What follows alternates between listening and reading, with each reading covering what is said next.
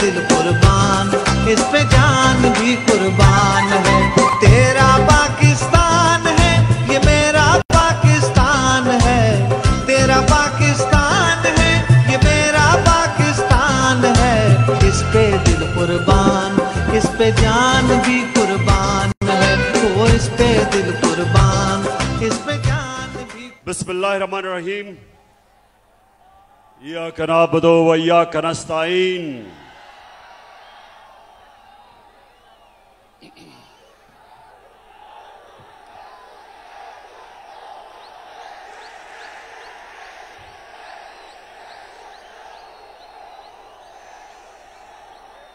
Diesel diesel या मेलू?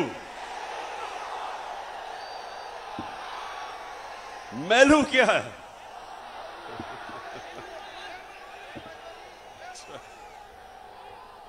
अच्छा, चारसदा मैं आपका इस शानदार इस्तकबाल का आप सबका दिल से शुक्रिया अदा करता हूं। बहुत बहुत शुक्रिया चारसदा। मेरे पास अब आधा घंटा है। मगरिब से पहले आधा घंटा है, उसके बाद आपने चले जाना है। तो मैं ये चाहता हूं कि मैं आज आपसे आधे घंटे में अपनी मुल्क का सूरत हाल रखूं और आप सबको तैयार करूं कि मेरी कौम ने जब मैं आपको कॉल दूंगा, चारसदा आपने मेरे साथ हकीकी आजादी के लिए निकलना है। तो सबसे पहले चारसदा, सबसे पहले मेरा ये ईमान है, मेरी सियासत नहीं, मेरा ईमान है कि वो कौम, मुसलमान कौम, जब तक ला इलाहा इल्लल्लाह का मतलब समझते नहीं और अपने दिल में ला इलाहा इल्लल्लाह को नहीं जानती, वो कौम हकीकी तौर पे आजाद नहीं हो सकती। जब तक वो जो अल्लाह से दावा करती है कि अल्लाह तेरे सिवा हम किसी के सामने नहीं झुकेंगे, ये दावा होता है आजादी का। और दूसरा कि जब तक एक कौम मेरे नबी सल्लल्लाहु अलैहि वसल्लम की सीरत पे नहीं चलती, उनकी सुन्नत पे नहीं चलती, वो ज़हनी तौर पे आजाद नहीं होती, उसका किरदार ठीक नहीं होता। जब तक वो सीरत नबी पे नहीं चलती, मेरे नबी की सुन्नत पे नहीं चलती, अंदरूनी तौर पे वो कौम आजाद नहीं होती। तो ये मेरा ईमान है कि हमने पाकिस्तानियों अपने आप को ला इलाहा इल्लल्लाह से आजाद करना है। किसी सुपर पावर की गुलामी नहीं करनी, किसी के खौफ से उनकी जंग में शिरकत नहीं करनी। जो पख्तूनख्वा ने सबसे ज्यादा कुर्बानी दी कि हमारा हुक्मरान खौफजदा होके हमें उसने अमरीकनों की जंग में शिरकत करवा के 80,000 पाकिस्तानियों की कुर्बानी दी, जिधर पख्तूनख्वा ने सबसे ज्यादा कुर्बानी दी। तो जो मैं आजादी की बात करता हूं, हम फैसले अपने मुल्क के लोगों की मफादात के लिए करेंगे, अपनी कौम को किसी और मुल्क के फॉरेन पॉलिसी के लिए कुर्बान नहीं करेंगे। यह है आजादी। और दूसरी चीज, कुरान में अल्लाह कहता है जो लोग ईमान ले आए अल्लाह उनके खौफ दूर कर देता है। जो मेरे नबी सल्लल्लाहु अलैहि वसल्लम की सुन्नत पे चलते हैं, ज़हनी तौर पे आजाद हो जाते हैं, खौफ का बुत तोड़ देते हैं। और जब तक एक इंसान अपने खौफ के ऊपर काबू नहीं पाता, वो बड़ा इंसान नहीं बनता। यहां बड़े नौजवान हैं, नौजवानों,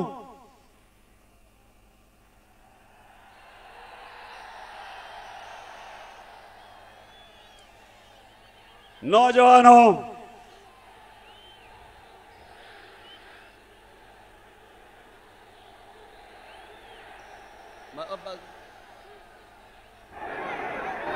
नौजवानों, मैं जब क्रिकेट खेलता था,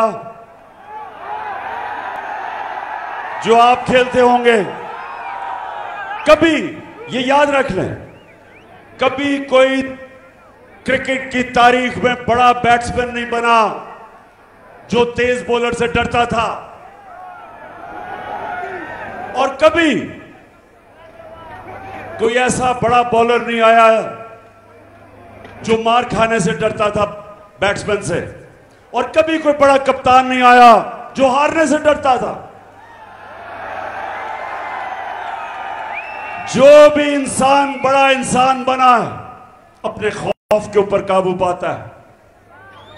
और मेरे नबी सल्लल्लाहु अलैहि वसल्लम ने मदीना की रियासत में वो लोग जिनकी हैसियत नहीं थी, उनको उन्होंने दुनिया की इमामत करवाई, उनके ये खौफ का बुत तोड़ा, पैसे का बुत तोड़ा, लालच का बुत तोड़ा, इंसानों को इकबाल का शाहीन बना दिया। तो ये सबसे पहले नौजवानों, मेरा पहला आज जो मैं आपके पास आया हूं, हमेशा ये मेरी बात याद रखना कि जब एक कौम उठती है, कौम का किरदार उठता है, कौम की परवाज उठती है, तो मुसलमान, जिस तरह अल्लामा इकबाल ने कहा, वो हमेशा वो उन उसूलों पे जाता है जो मदीना की रियासत पे मेरे नबी सल्लल्लाहु अलैहि वसल्लम ने जो उसूल बनाए थे। उन लोगों को उन्होंने, जिनको कोई पूछता नहीं था, उन्होंने दुनिया की इमामत की, और यह तारीख का हिस्सा है। तो मैं भी अपने पाकिस्तानियों, आपके पास जब ये बातें करता हूं तो इसलिए नहीं करता सियासत चपकाने के लिए, या आप सब जानते हैं इन्होंने इस्लाम को बेचने की दुकानें बनाई हुई हैं।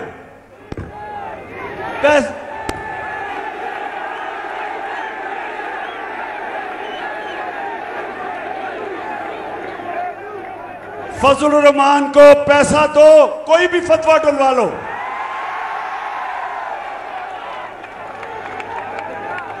तो सबसे पहले ये जो मैं आपको हकीकी आजादी की बात करता हूं, इंशाअल्लाह इसी तरह हमारी कौम एक अजीम कौम बनेगी। दूसरी बात कि ये जो इंपोर्टेड हुकूमत एक साजिश के तहत इस कौम पे मुसल्लत की गई, दो मुकासद थे जो लेके आए, जिन्होंने अंदरूनी साजिश की और जो बाहर से अमरीकी की साजिश हुई।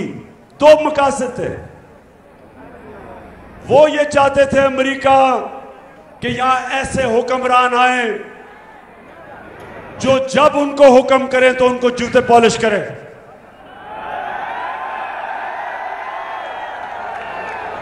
जो हाथ फैला के बेकारियों की तरह दुनिया में, सारी दुनिया में फिरे, अब खुद तो शर्म नहीं आती, कौम को भी शर्मिंदा करवाएं।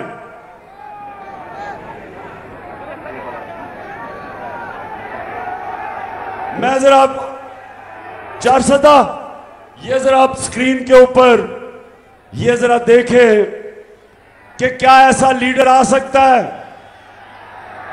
जो कि क्या इस सुने जरा, सुने। मैं सऊदी अरब से होके आया हूँ, मैं यूएई के होके, अभी मैं तुर्की होके आया हूँ, और मैंने उन भाइयों को कहा कि आप हमारे बड़े अजीम भाई हैं, हमेशा आपने हमारी मदद की। और मैंने यही कहा, जब मैं आया हूँ तो आप समझेंगे शायद ही मांगने आया है। मैं मांगने नहीं आया, लेकिन मजबूरी है। जिस तरह माजी में 75 साल में आपने हमारा हाथ बटाया है, आज हम समझ गए। वो कहते हैं कि आज कि मैं मांगने के लिए, आज हम मैं मांगने के लिए नहीं आया, लेकिन मैं मजबूर हूं। आज हम किसी दोस्त मुल्क में जाते हैं तो वो कहते हैं कि आए हैं मांगने के लिए। अच्छा, अब एक और जरा देख लो। अब ये देखें कि शहबाज का बड़ा भाई अमेरिकी सदर के सामने जब उसको मिलने गया तो इसके बड़े भाई ने क्या किया, जरा ये भी जल्दी से देख।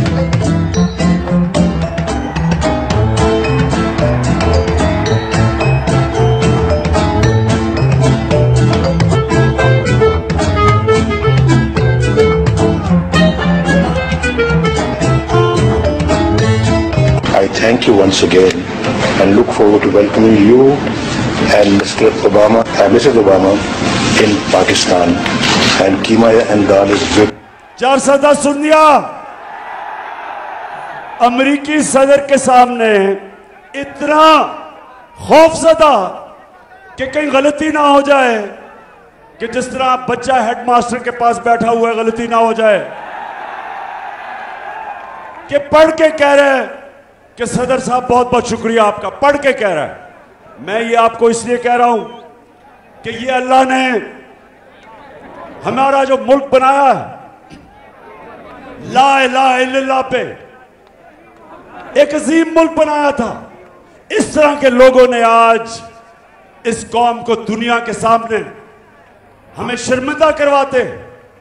हरे पासपोर्ट की इज्जत नहीं, क्योंकि जो हुक्मरान अपनी कौम की इज्जत नहीं करते, दुनिया उसकी कौम की इज्जत नहीं करता।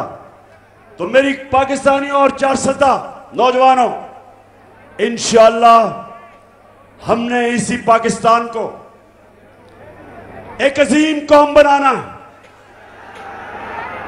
और इसी कौम को, यही पाकिस्तानियों को इंशाअल्लाह एक वो कौम बनाना है कि जब यहां 410 के नौजवान दुनिया में कहीं बाहर, कहीं भी बाहर जाएंगे, लोग उनको देख के कहेंगे कि ये पाकिस्तानी आ रहा है, ये है पाकिस्तानी। जिस तरह एक दफा जब पहली दफा मुसलमान ताजर गए इंडोनेशिया और मलेशिया, कोई मुसलमान फौज नहीं गई थी।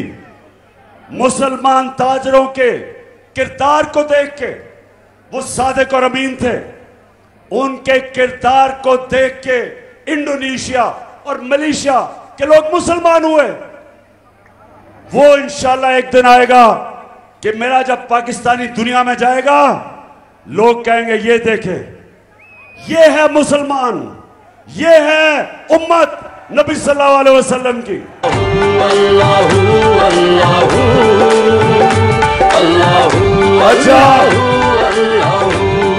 अच्छा, सूरज नीचे जा रहा है, आप जरा सुने। जब से ये हुकूमत आई है, 410 जरा गौर से सुने। मैं बाद में ये पहली दफा मैंने मेलू सुना है, बाद में। अच्छा जी, 410 जब ये हुकूमत आई, ये जरा आपने गौर से सुनना है। बाशऊर नौजवानों, यहां गौर से अब मेरी बात सुनो। इस हुकूमत ने कहा कि हमारे सारी मुश्किलात इसलिए हैं कि ये इमरान खान बारूदी सुरंगें छोड़ के चला गया है, मुल्क का दिवालिया निकाल के चला गया। ये जरा आप सुन लें। अब आप अपने मोबाइल फोन के ऊपर चेक कर सकते हैं कि मैं जो कह रहा हूं वो ठीक है या गलत है। अब तो बहुत आसान है, आपके मोबाइल फोन के ऊपर आप ये सारा चेक कर सकते हैं कि जो मैं आपको अभी बताने लगा वो ठीक है या नहीं। जब हमें हुकूमत मिली 2018 में, ये गौर से सुनना है नौजवानों, मेरा काम है आपको तरबियत करना। जब हमें हुकूमत मिली, पाकिस्तान का जो खसारा था, बैरूनी खसारा $20 अरब, पाकिस्तान की तारीख का सबसे बड़ा खसारा। और खसारे को, जो आमदनी थी, जो खसारे को खत्म करना था, एक्सपोर्ट्स पाकिस्तान की 2018 में, याद रखेंगे, मोबाइल पे चेक करें, $24 अरब। और जो बाहर से हमें पैसा आता था बैरून मुल्क पाकिस्तानियों को, वो $19 अरब था। $24 अरब एक्सपोर्ट, $19 अरब बैरून मुल्क पाकिस्तानियों का पैसा, और खसारा $20 अरब था। जब हम 9 अप्रैल को हुकूमत छोड़ के गए तो पाकिस्तान का खसारा $16 अरब था, बैरूनी खसारा।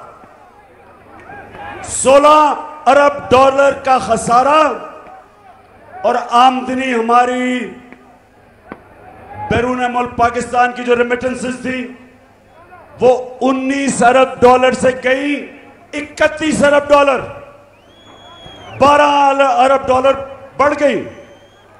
और एक्सपोर्ट्स $24 अरब से $32 अरब पे गई। रिकॉर्ड एक्सपोर्ट्स की हमने। इसका मतलब कि जब ये छोड़ के गए थे, हमारा खसारा भी बढ़ा, हमारी आमदनी भी कम, और जो हमारे रिजर्व्स थे, जो आपके रुपए को गिरने से रोकते हैं, हमारे रिजर्व्स जब ये छोड़ के गए थे $9 अरब थे। हम जब छोड़ के गए थे, छोड़ के नहीं, जब हम वोट ऑफ नो कॉन्फिडेंस जब इन्होंने दर्ज करवाया तो $16 अरब के रिजर्व्स थे। ये छोड़ के गए 9 अरब, हम 16 अरब के छोड़ के गए।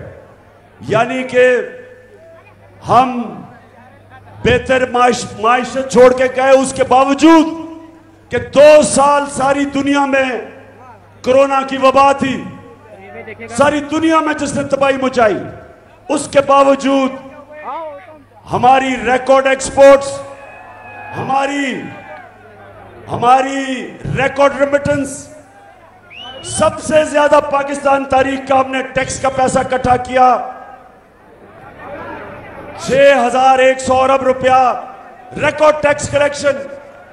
4 फसलें पाकिस्तान की पिछले हमारे 2 सालों में रिकॉर्ड 4 फसलों की पैदावार हुई। और सुने जरा, 4 सदा समझ रहे हो मैं क्या कह रहा हूं? हम वो पाकिस्तान छोड़ के गए साजिश से। इन्होंने जब हमारी हुकूमत गिराई तो 17 साल के बाद पाकिस्तान की जो माइशत थी, जो हमारी दौलत में इजाफा था, जो इकोनॉमिक ग्रोथ थी, वो 17 सालों के अंदर सबसे बेहतरीन परफॉर्मेंस हमारी आखिरी 2 साल गवर्नमेंट की थी। तब इन्होंने साजिश करके हमारी हुकूमत गिराई, और जब से इन्होंने हुकूमत गिराई है, इन्होंने ये कहा कि जनाब बड़ी महंगाई कर दी। वो बिलावल कांपे टांगने वाली ने मार्च कर दी। फजलुर रहमान ने 2 धरने दे दिए महंगाई पे।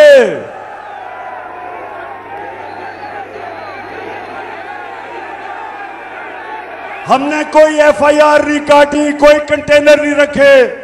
मैंने तो बल्कि दावत दी कि आ जाओ इस्लामाबाद, अगर तुम्हें मुश्किल पड़े तो मैं तुम्हें खाना पीना भी पहुंचा दूंगा।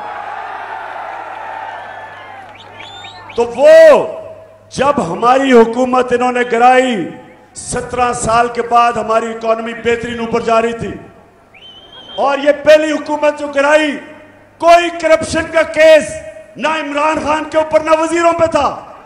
जब ये चोरों ने हमारी हुकूमत गिराई, साजिश के तहत। और इन्होंने क्या किया, आते साथ ही अपने करप्शन के केसेस खत्म करने शुरू किए। नैब के अंदर अमेंडमेंट की, 1100 अरब रुपया जो अवाम का चोरी किया हुआ था वो इन्होंने माफ करवाना शुरू किया। अभी पता चला कि रमजान शुगर मिल शहबाज शरीफ की वो भी अब करप्शन का केस माफ हो रहा है। FIA के अंदर शहबाज शरीफ और इसके बेटे को सजा होनी थी। 16 अरब रुपया FIA का नौकरों के नाम पे लिया जो FIA ने पकड़ा। 4 गवाह 2 महीने में मर गए। एक इन्वेस्टिगेटर FIA का वो मर गया, सब हार्ट अटैक से मर गए। और जब भी इन्वेस्टिगेशन होगी पता चलेगा कि वो हार्ट अटैक से ऐसे नहीं मरे, उनको मरवाया गया क्योंकि इसके केसेस थे। तो अपने तो इन्होंने केसेस माफ करवा दिए। कौम को क्या हुआ, 4 महीने के अंदर पाकिस्तानियों सुनो, हमारा रुपया गिरना शुरू हुआ। नो कॉन्फिडेंस जब थी तो 178 रुपए का डॉलर था, आज 236 रुपए पे डॉलर चला गया। 30%। 400 जरा नौजवानों समझो, आपकी दौलत में 30% कमी हुई है। 30% रुपया गिरा। हम सबकी दौलत में 30% कमी हुई, लेकिन ये चोरों की, जिनकी अरबों डॉलर मुल्क के बाहर पड़े हैं, इनकी दौलत में 30% इजाफा हुआ। इसलिए मैं आज अपनी सारी कौम को कह रहा हूं कि कभी मेरे पाकिस्तानियों, कभी उस जमात को वोट ना देना जिनके लीडरों के पैसे और जायदाद और बिजनेस मुल्क से बाहर हो। कभी उनको वोट ना दो, क्योंकि आज आपकी दौलत में कमी, रुपया गिर रहा है, 30% रुपया कम हुआ है। और इनका जो बाहर पड़ा हुआ पैसा है उसमें 30% इजाफा हुआ है। इसलिए मैं भी फैसला किया, इंशाल्लाह अगर अगली बारी दी अल्लाह ने, मैं किसी को, 410 सुनो जरा, मैंने किसी को वजीर नहीं बनाना जिसके पैसे और दौलत पाकिस्तान में से बाहर पड़े हों। जब तक एक सियासतदान के पैसे और दौलत मुल्क में नहीं पड़े, इसका मतलब वो पूरी तरह मुल्क से वफादार नहीं है। वो ये डर रहा है या तो चोरी का पैसा बाहर है, और या वो डर रहा है कि अगर मुल्क नीचे गया तो मेरा पैसा बाहर है, मैं बच जाऊंगा। मैं ये चाहता हूं कि जो भी अब क़यादत में आए उसका पैसा जीना मरना पाकिस्तान में हो, ताकि वो मुल्क के साथ ही नीचे जाए, वो लड़े अपने मुल्क के लिए।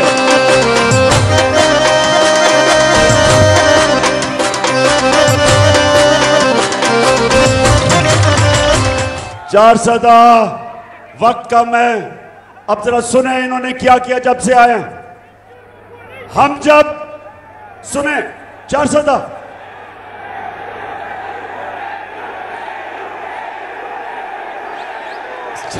सुनो, और वो मगरिब होने वाली है, मैंने उससे पहले बात खत्म कर ली है। सुने जरा, देखिए हम जब गए तो आलमी मंडी के अंदर तेल $103 का था। नोट कर लो, ये आलमी मंडी में 9 अप्रैल जब हम गए तेल $103 का था। आज आलमी मंडी में तेल $93 का है, $10 कम हो गया। लेकिन जब हम थे तो पेट्रोल 150 रुपए लीटर था, आज 236 रुपए लीटर है। और 400 फजल रहमान 145 रुपए लीटर था। आज फजल रहमान की कीमत 250 रुपए लीटर है। इसका मतलब 400, इसका मतलब कि आलमी मंडी में तेल की कीमत कम, पाकिस्तान के लिए तेल, डीजल और पेट्रोल की कीमत ज्यादा। बिजली, जो आज लोगों को बिजली के बिल आ रहे हैं, हम जब हुकूमत में थे 16 रुपए यूनिट थी बिजली की कीमत, आज 36 रुपए दुगनी हो चुकी है। आज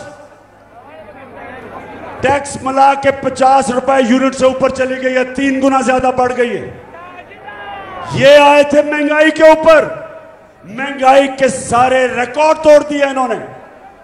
और फिर किसानों के लिए, जरा किसानों के लिए मैं बताऊं, हम जब थे 8.5 रुपए यूनिट था ट्यूबवेल के ऊपर बिल, 8.5 रुपए यूनिट, आज 36 रुपए यूनिट है, 3 गुना से भी ज्यादा, 3 गुना से भी ज्यादा ट्यूबवेल पे किसानों की कीमत बढ़ गई है। जो डीएपी था वो 8,000 रुपए, 8,000 रुपए पे था, अब 8,000 रुपए से 14,000 रुपए पे चला गया। पोटैश 4,000 रुपए थी, आज 16,000 रुपए चली गई। और आज किसानों का जो सबसे ज्यादा पैसा हमारे दौर पे बनाया था, आज किसानों के खर्चे इतने हो गए, आज खर्चे इतने ऊपर चले गए।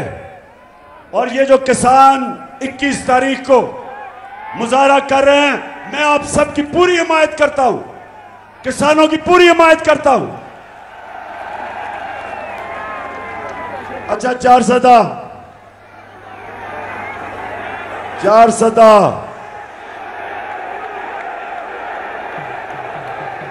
मैला या डीजल, क्या बात कर रहे हो? अच्छा, 400 5 मिनट रह गए, सुने आप।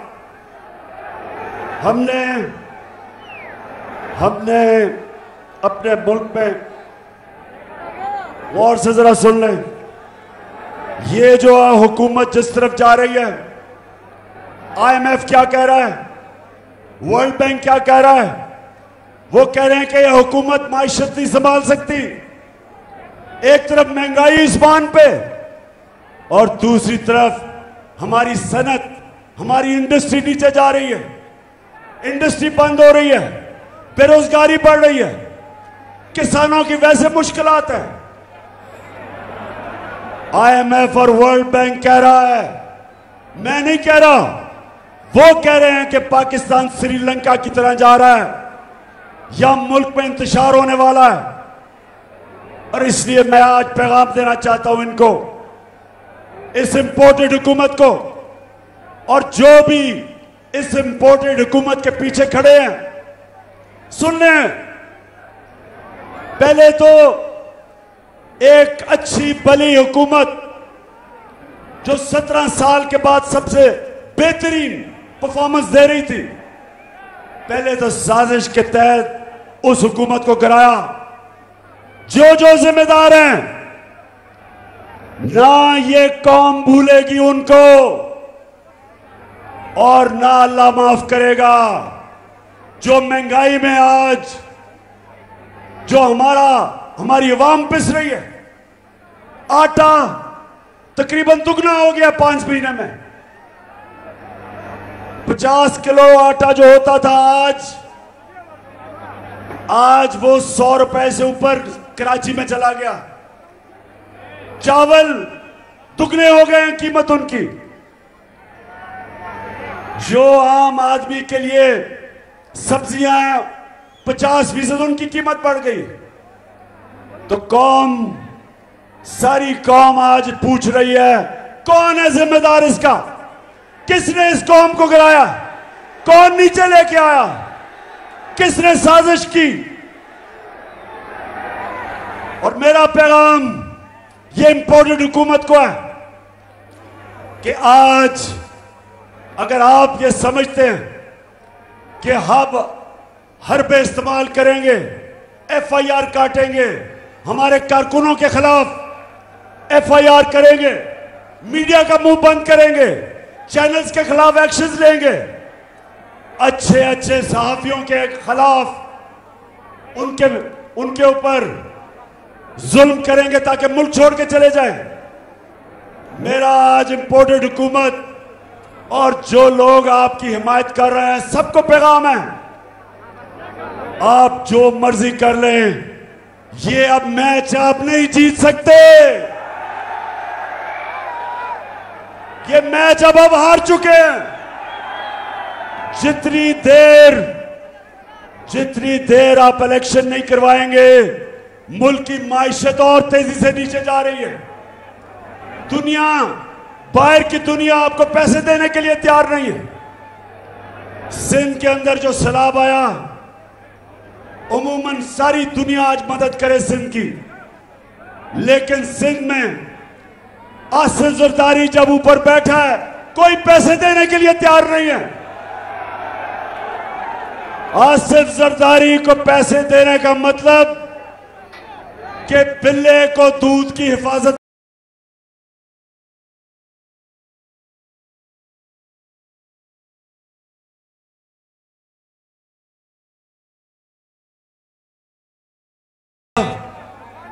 मैं वैसे आपको आज मैं चारसदा देख के आया हूं। सारा इलाका जो खास तौर पे मकई की फसल तबाह हुई, कई जगह गन्ने की फसल तबाह हुई, मैं खुद देख के आया हूं। इंशाल्लाह कल फिर मैं इंटरनेशनल टेलीथॉन कर रहा हूं। 10 अरब रुपया अल्लाह के फजल से इकट्ठा कर चुका हूं और पैसा इकट्ठा करूंगा।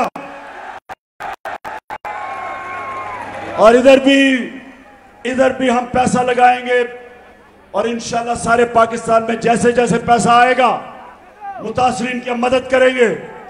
लेकिन अफसोस की बात यह कि जो ये चोर ऊपर बैठे हैं, कोई दुनिया में इमदाद करने के लिए इनको तैयार नहीं, क्योंकि सबको पता है कि इनके अपना पैसा बाहर पड़ा है, अपना पैसा बाहर ले गए हैं और दुनिया को कहते हैं कि हमें पैसा दो। कोई पैसा नहीं देगी।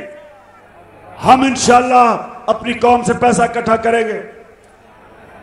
और मैं दूसरी चीज इस हुकूमत को कहना चाहता हूं कि आपकी सारी कोशिश है कि ऑपोजिशन हमें दबाया जाए, मीडिया को दबाया जाए, लेकिन मुल्क के हालात आपसे संभाले नहीं जा रहे। मलाकंड के अंदर लॉ एंड ऑर्डर सिचुएशन शुरू हो गया।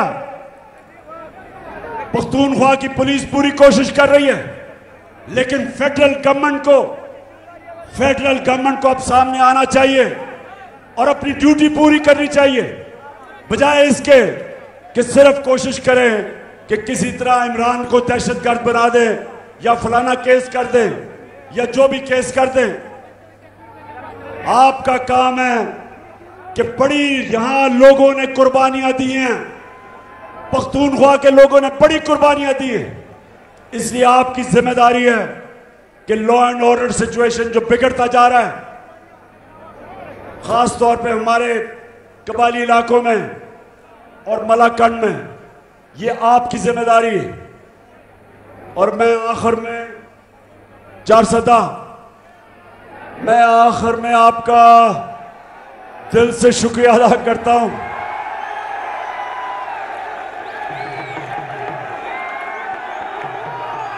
आपने सबने इंतजार करनी है, सबने इंतजार करनी है।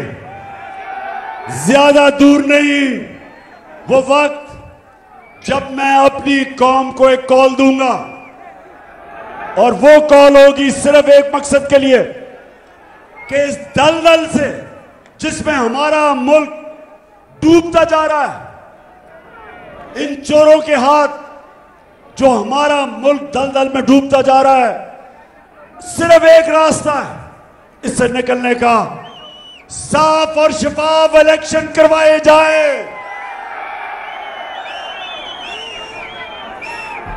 और अगर ये कोई समझता है कि आज ये अवाम, ये जो अवाम सारी है, पाकिस्तान की अवाम एक आवाज से कह रही है कि इंपोर्टेड हुकूमत नामंजूर। हम बाहर की साजिश के तहत इन चोरों को कभी कबूल नहीं करेंगे। एक आवाज से कौम कह रही है कि या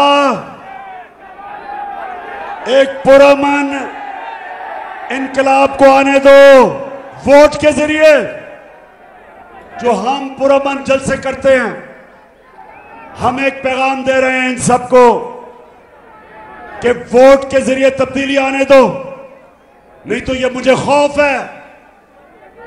और वर्ल्ड बैंक भी ये कह रहा है, IMF भी ये कह रही है कि मुझे ये खौफ है कि जो अगर आपने पुरअमन इनकलाब का दरवाजा रोका तो वो इनकलाब आएगा यहां, जो गेम सबके हाथ से निकल जाएगी। वो इनकलाब आएगा जो मुल्क को नुकसान पहुंचाएगा। और इसलिए अभी भी वक्त है और एक ही रास्ता है, एक ही रास्ता है साफ और शफाफ इलेक्शन का, और कोई दूसरा रास्ता नहीं है। और चार सदा आप वैसे इलेक्शन के लिए तैयार हो?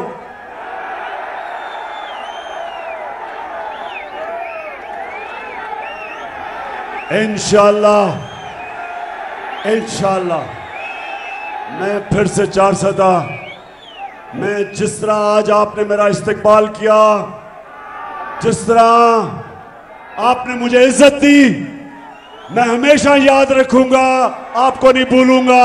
पाकिस्तान जिंदाबाद।